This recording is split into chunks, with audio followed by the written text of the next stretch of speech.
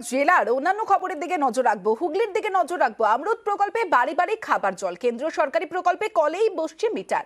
ধরে রাখা হবে জল খরচের হিসেব। তাহলে কি এবার খাবার জলেও কর দিতে হবে? এ নিয়েই হুগলিতে হাওয়া গরম।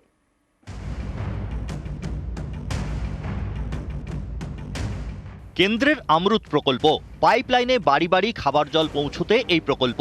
জলের কলেই বসছে মিটার। হুগলির কোন্নগরে প্রায় ৬,০০০ কলে মিটার বসানোর কাজ শুরু হয়েছে। এতেই শুরু হয়েছে চাপানুতোর। অনেকেরই প্রশ্ন, তাহলে কি এবার খাবার জলের জন্য টাকা দিতে হবে, জল কর দিতে হবে?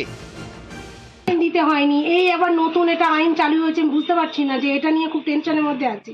এই মেপে জল তোলা, তো এটাই নিয়ে তো টেনশন করছি যে এটা মেপে জল তুলে এটা কতটা কাজে আমরা কি করব। যতটা মিটার উঠবে ততটা জল খরচা হবে, সেই অনুযায়ী বিল আসবে, সেই অনুযায়ী বিল আসবে। না আতঙ্কিত আপনারা, এতে ভয় পাচ্ছেন? ভয় পাবো না, কোথা থেকে দেবো এত টাকা? অমৃত টুতে আমাদের ৬,০০০ কানেকশন দিয়েছে উইথ মিটার। মিটার যখন এরা দিচ্ছে বিনা পয়সায়, তখন তার তো একটা কিছু কারণ থাকবে, যদিও সরকারিভাবে এখনো কারণ কিছু আমাদের জানায়নি। কলে মিটার বসানো নিয়ে রাজনৈতিক তরজাও তুঙ্গে। তৃণমূল বলছে ঘরে ঘরে জল দেওয়ার নামে মোদী সরকার আসলে জল কর বসাতে চাইছে।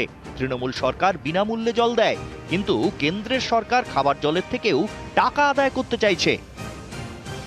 পার্মানেন্টলি এটার এগেনস্টে আমরা কোনো কর চার্জ করতে বলবো না সংশ্লিষ্ট স্টেট গভর্নমেন্টগুলোকে।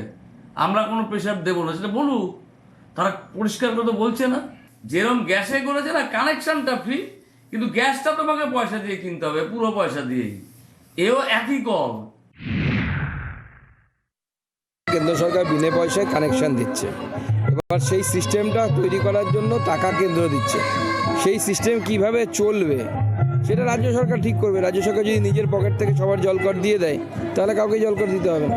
এই জলের উপর কলের মিটার বসানোকে কেন্দ্র করে তৈরি হয়েছে রাজনৈতিক তরজা। হুগলির কোন্নগর থেকে রানা কর্মকার, নিউজ 18 বাংলা।